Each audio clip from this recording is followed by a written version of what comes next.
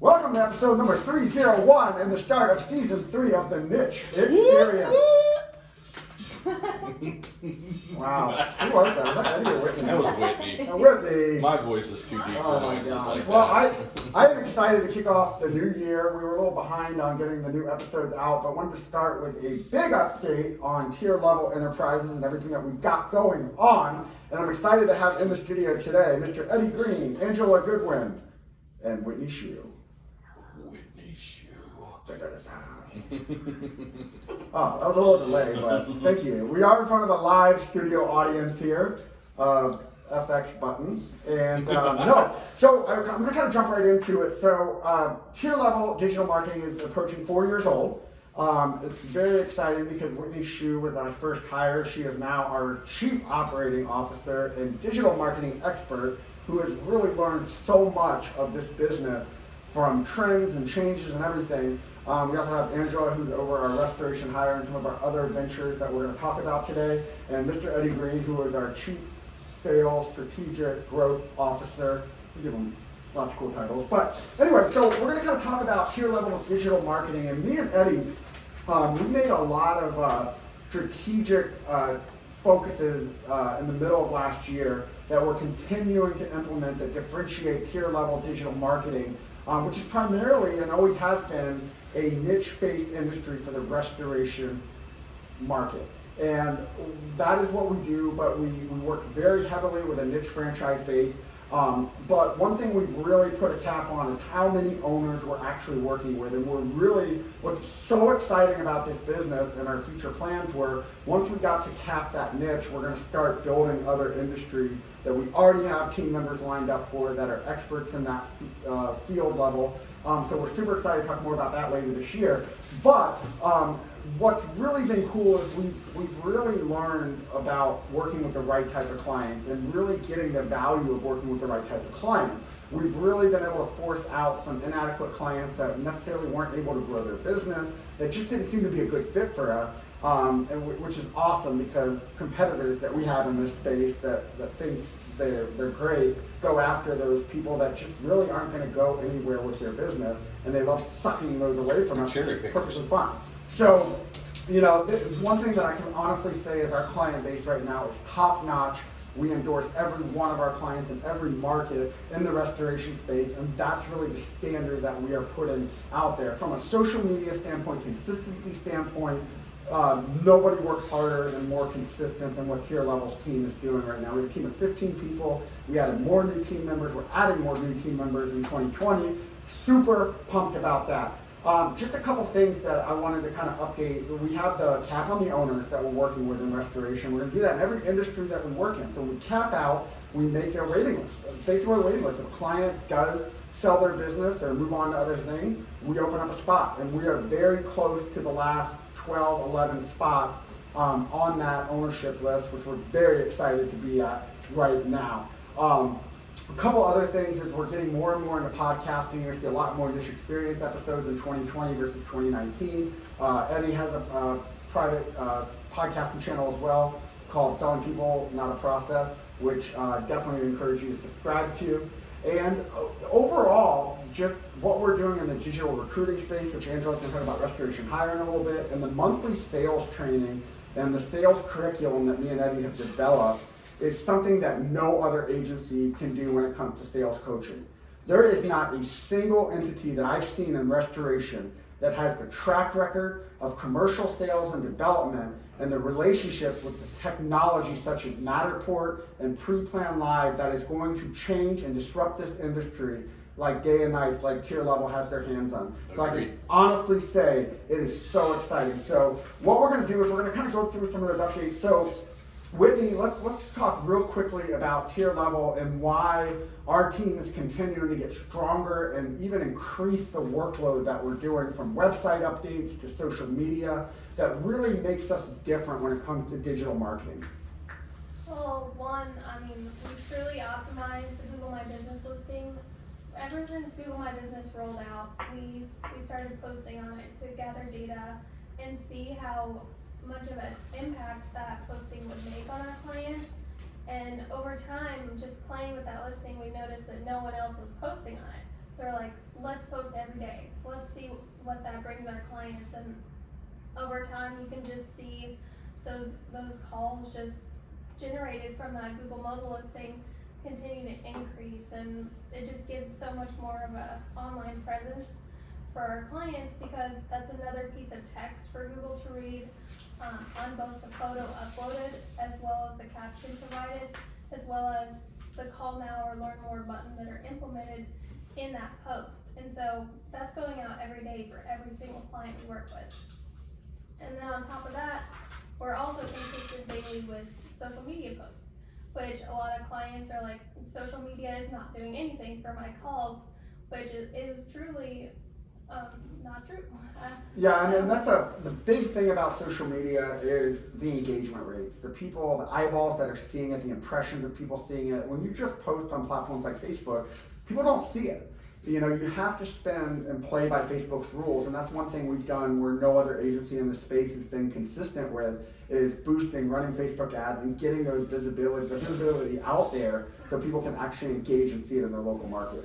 Well, what I don't think people understand about us, and what Sean said that I think is so important, is that you don't see digital marketing agencies saying, hey, we're gonna cap our clients to work with the very best, and then that's it, and then we're gonna have a waiting list. So you can go hire one of the competitors and hire the Yugo, the Yugo or the Hyundai of digital marketing, or you can hire us and hire the Ferrari, and that's it. That's what it really boils down to. That's the differentiator. It is like, we are the luxury niche based, dedicated to exemplary customer service and care, as opposed to just a huge numbers game and bring everybody on board to where it's all blanket content and they can't keep up with them. I mean, we are the Ferrari of digital marketing. I love it. And they're working with the neighbors of the clients that they're working with, which we definitely do not do.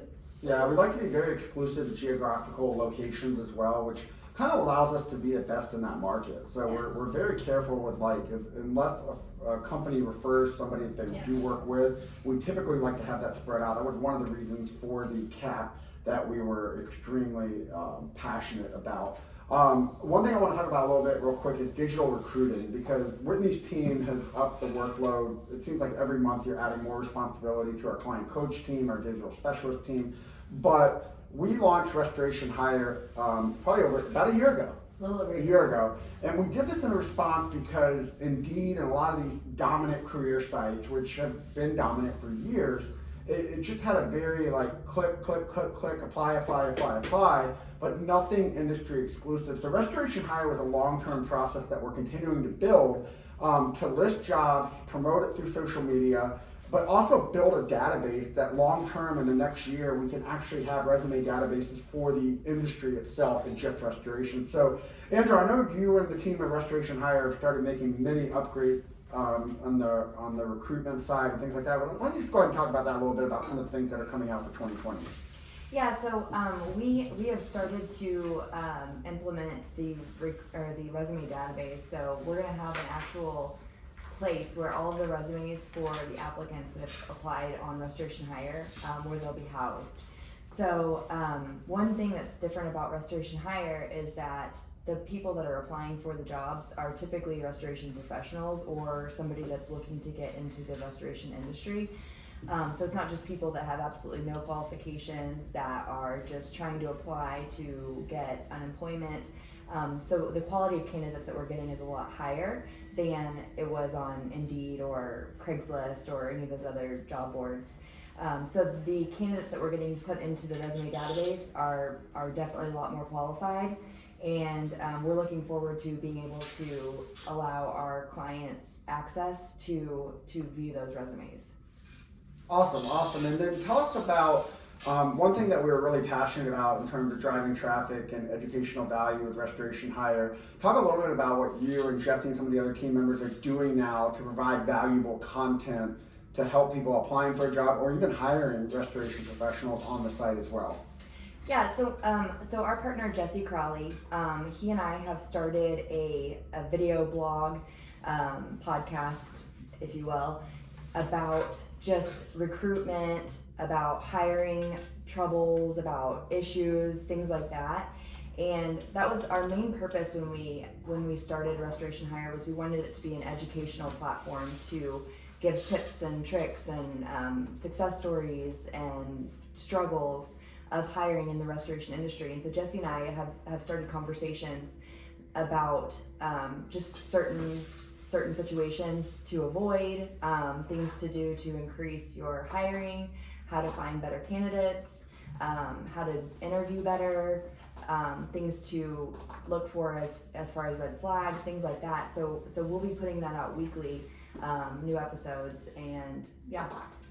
No, great, and it's really, you know, a lot of that what it overflows into is the training, the sales training, and I see it's so funny when we launched this webinar series. It seemed like everybody in our space wanted to get into, oh, we're sales coaches, we're doing the sales training now. We were on the forefront of that, and we'll always continue to be on that. Nobody has the value in education that me and Eddie love to bring to people, because one, we actually work for an organization that saw $3 to $16 million jump in revenue.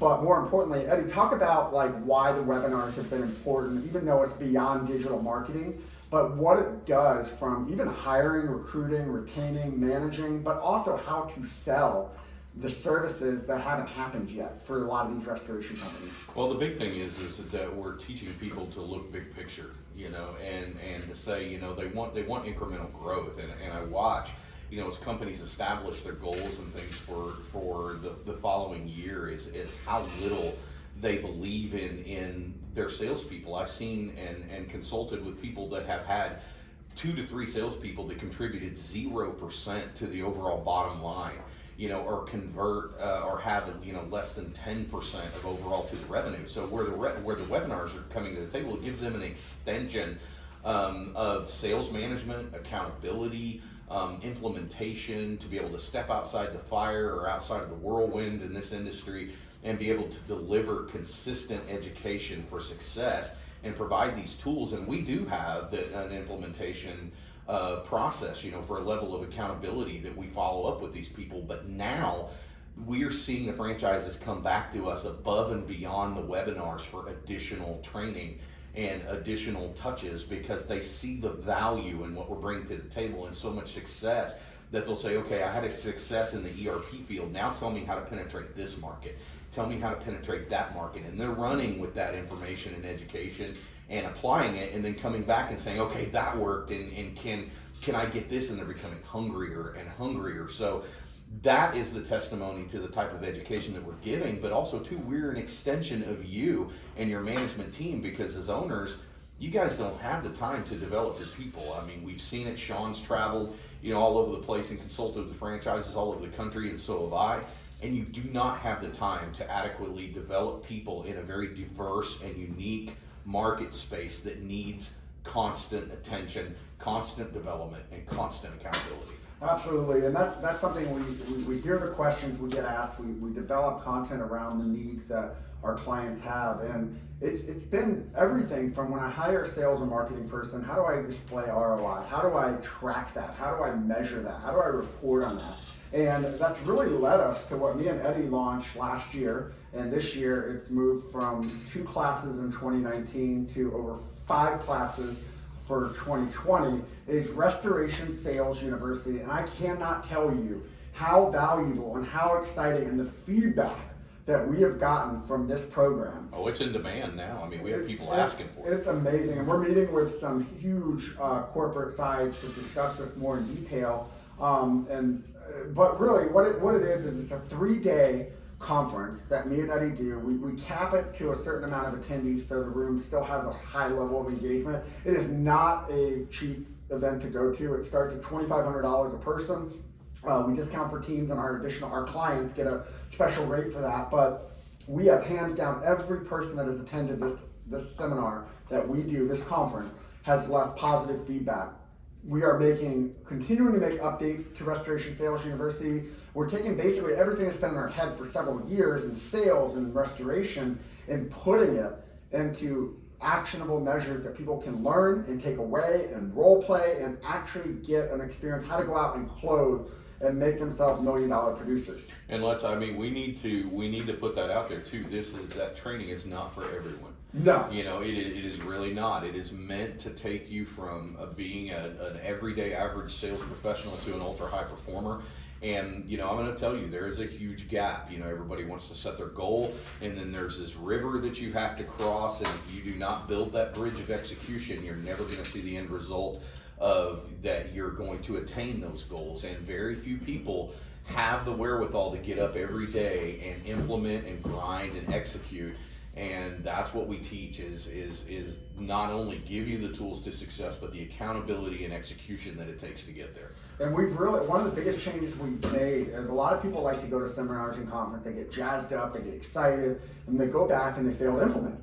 And one thing that me and Eddie sat down going into the new year, which we're excited to announce, is that we have an extension follow-up program that people will commit to. If they want to commit, if they want to be $1 million performer in the restoration industry, they will commit to do follow-ups, accountability, and things like that. And we're actually going back to our previous attendees that we feel maybe have fallen off that inspiration, bringing them back in to say, hey, you're part of this alumni group now. Let's make it beneficial where you can continue to converse with other attendees you met from around the country, but also follow up and make sure you are putting actionable measures in place and not dropping the ball on things that you've learned to make a positive change in your behavior. And there's actually going to be a certification that's going to be involved in this, but you have to commit to it.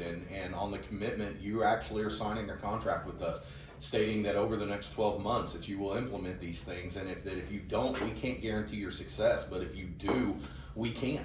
And you know, we're seeing you know, that there are different levels of salespeople. So we are considering, you know, moving forward with basically almost like a bachelor's degree in Restoration Sales University for entry-level sales professionals to escalate them, and then an advanced level course, you know, like master's or PhD in Restoration Sales University for those advanced salespeople And that's that not we're a seeing real coming in the space. accreditation, but It's just not, but I mean, give that's, it you a know, thought. so to speak, you know, I mean, just but some sort of like a certification, you know, or Yeah. or an RSU certification that it would be, but you know, we liken it to having a basic and an advanced level. Yeah, absolutely. And we're super pumped about that. The next class is actually coming up in Chattanooga on the 11th to the 13th of February. We are I think we're actually full right now with some of the calls that came in today, but we do have another class coming up the first week of April, which I don't have the dates on me right now, but we will be posting that on restorationsalesuniversity.com very soon. So very excited for the next class in February.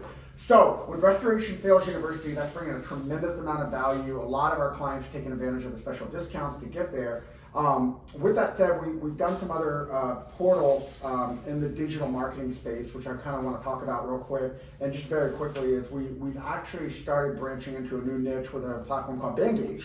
And what's really cool about this platform is we're working with high-level musicians and artists, handling their social engagement, street teams, things like that haven't been done in the music industry. And we've actually gotten into a few other areas like private equity for artists that just really are tired of the way things have been done in the music industry. So this is a cool team that we've built to the side of tier level. That's a whole unique team that works on that specifically. So you will see a lot more about Bangage. We launched it last year. It's going into full force this year. Super exciting times. But Eddie, what I want to get back to real quick and talk about is a very strategic partnership we have that is connected to everything that we're doing with our client base and something from a technology field that is going to change everything when it comes to restoration sales, commercial sales, relationships with first responders and emergency personnel in every community in the United States and beyond.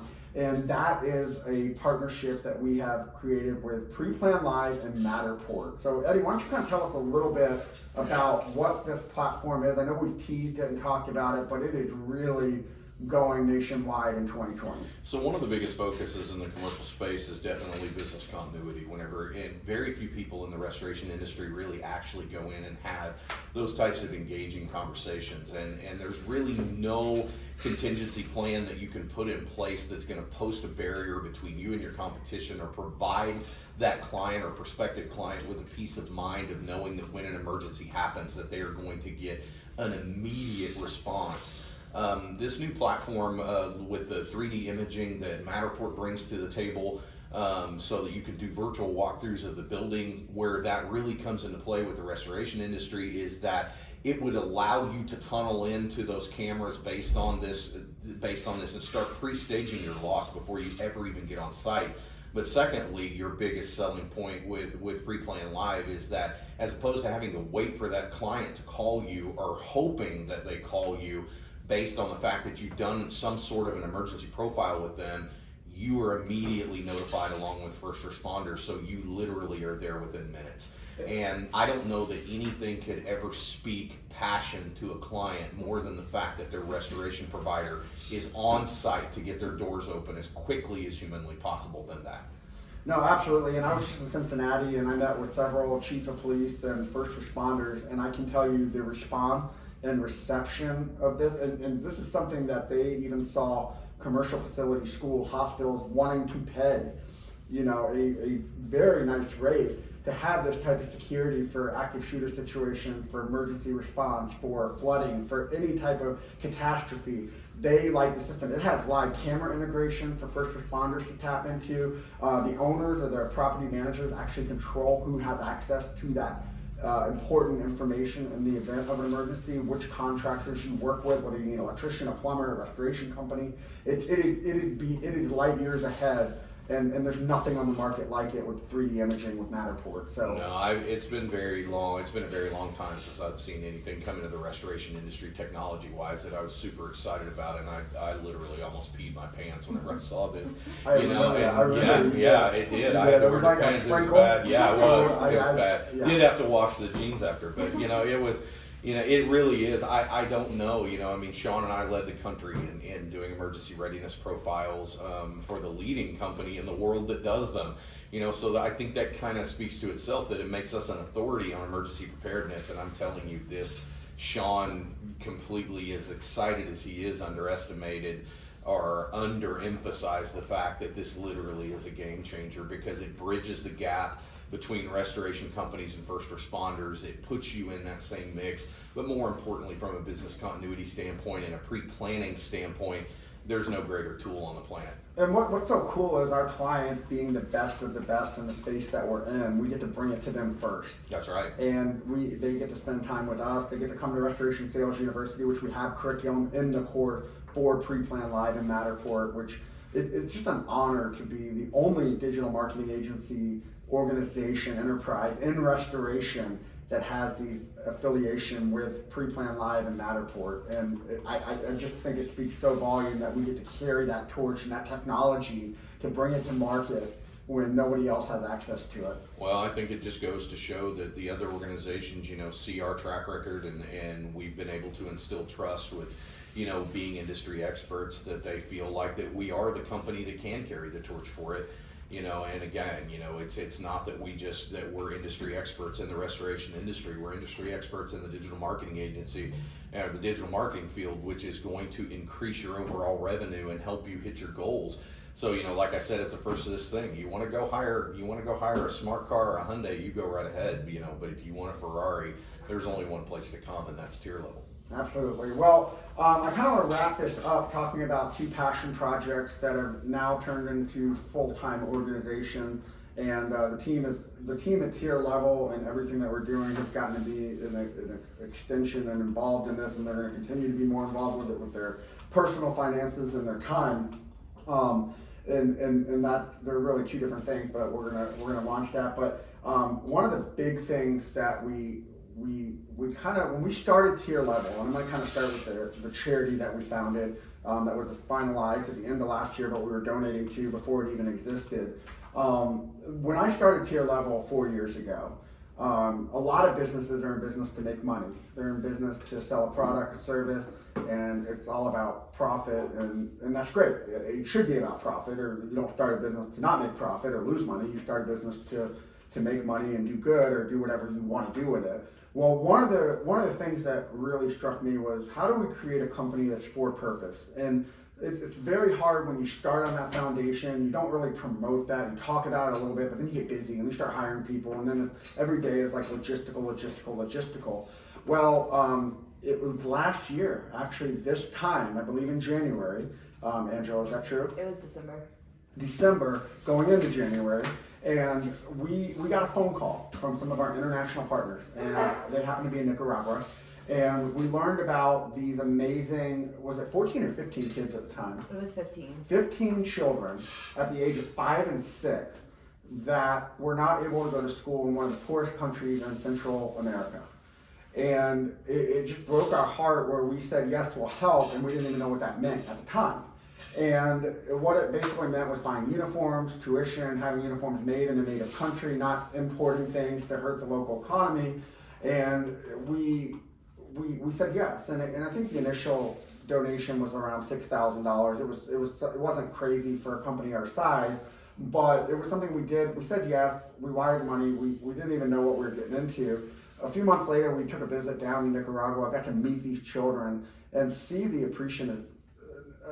Andrew, maybe share a little bit what that experience was like when we actually got to see what we were doing and what we could do with the opportunity we've been given to create more of a for-purpose business here in the U.S. Yeah, see, when we went down there, I mean, obviously it was really eye-opening to be in their community versus, being here. And just seeing how they live, seeing kind of their opportunities, it's a lot different. And so being able to actually witness these kids and witness their families and hear their stories of how they struggle and how poverty has really taken over their communities. And then all the gratefulness that they express to us for what, being able to go to school, because basically if they don't go to school, then they're going to be stuck in poverty. And so just seeing that we can give them an opportunity was really, really awesome. And the families, they praised everything that we've been able to help with. They're very humble people. No, absolutely. And we got to spend time with the families and it's a lot of broken homes, a lot of fathers are absent. And it was just really cool. And this year we were able to sponsor another wave of kids. And what we really wanted to do was take this to the next level. So going into the end of last year, we met with our attorney, we met with our accounting team, and we actually formed the charity, handup.charity. And it's actually, the site's being built out right now. And we are actually going to have a sponsorship program where right now we have about 33 kids that can have direct sponsors for around $30 a month. We're going to have a complete program where you will know about that child, you will write that child, you will get updates on that child. It'll be a very back and forth process. You can be a part of their life. And for $30 a month, that's giving up maybe 2 eating out meals. I mean, we spend that in a day. A week of coffees. Huh? A week of coffees. A week of coffee or whatever. You can look at it any way you Or want. unless it's Starbucks, it's a day of coffee. Yeah. But it's very exciting, and we've already talked to our partners in Nicaragua. I mean, there's hundreds and hundreds and thousands of kids that could use this type of support. We just have to be very strategic as we build it, that you have to make sure that transparency, that money gets from point A to point B, the children get it. You have to work around a lot of political loopholes to make sure that it's not being damaged. But what's really cool about handup.charity, 100% of every dollar that comes in as a donation goes to the children in Nicaragua. There's no administrative cost. We are donating our time to run that organization. Any staff members of handup.charity are privately funded by other business partners in tier level itself. So this is something that a lot of companies, they like to donate, do things like this, but we are truly a for-purpose company in what we're doing in terms of giving back, but also economically developing. And that's really the other part of handup.charity is we do economic development classes for local businesses in Nicaragua, teach them how to get funding, teach them how to do microloans, how to actually build a business, market their business with the training and insight. We're not giving them something like a free meal or something like that. We're giving them the knowledge to build a sustainable life for themselves. So we are super pumped about that. We will be back in Nicaragua in the first quarter of this year, and we are super pumped to get back and see the children that we've sponsored, but also long term, our donors want to give them the opportunity to go to Nicaragua as well. So, there's a lot of cool things. We will have information on the sponsorship program. If you are interested, reach out to us immediately. I think the first month you sign up, you get a hand up, not handout t-shirt. Just to kind of show your thanks and expression that we are providing for you at tier level threads and stuff, which is kind of how we're going to conclude here today. But myself and Angela, and this is again, it's just another passion project. About this time last year, we were sitting around and we said, hey, it would be really cool to make t-shirts. And we know Eddie likes t-shirts. Yeah, And because they didn't have enough to do already. yeah, we didn't have enough to do. So again, we this was not a business at the time, but we actually were sitting around one night looking online about, oh no, we were actually at an event and we saw them doing live screen printing. We were like, hey, we've always wanted to make shirts. So why don't we just buy a screen printing setup and put it in my garage? So the next week we did. Yeah, next week that's the same thing I do. I'm just like, hey, I want to buy a t-shirt, so I go buy a screen printing thing. Yeah, so Whitney looked at us like, you guys are crazy and do whatever you want with your personal money. I don't care.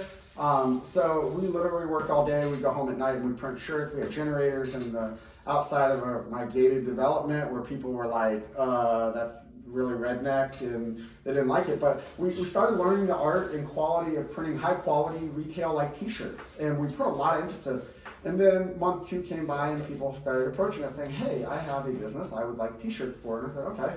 And we do it. We didn't know how to price it. We didn't know how to do anything. So we educated ourselves and got really good at it. And next thing you know, we had orders coming in by the week, and we were like, wow, this is really annoying to be doing in my garage. I can't even fit a car in it right now.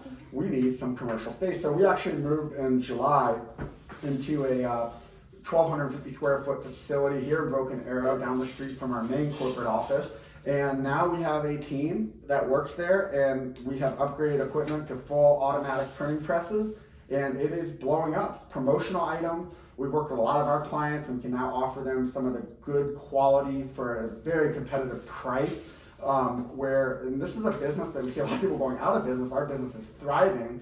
But again, we do everything with the for-purpose mentality. Like, what can we do to give back? What can we do with our profits? What can we do with our growth to help the community, to help children all over the world? So Angela, like, I know you're super excited about tier level threads and stuff. It's kind of an extension of our name in the digital world, but kind of tell what that meant to you as we've grown that business as well.